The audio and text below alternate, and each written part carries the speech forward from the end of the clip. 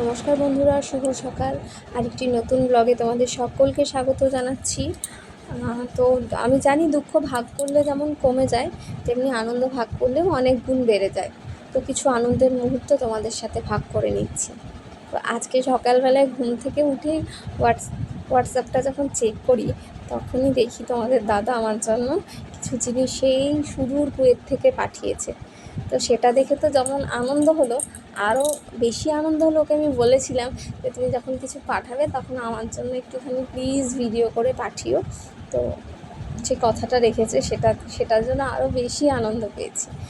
তো দেখো, ও না কোনো সময় শুনে নেয় যে আমার কী প্রয়োজন, কোন রিং লাইট প্রয়োজন, বা আমার কোন বাসনটা প্রয়োজন, বা আমার কোন জামা কাপড়টা প্রয়োজন, বা কোন একটা ব্যাগ দরকার আছে।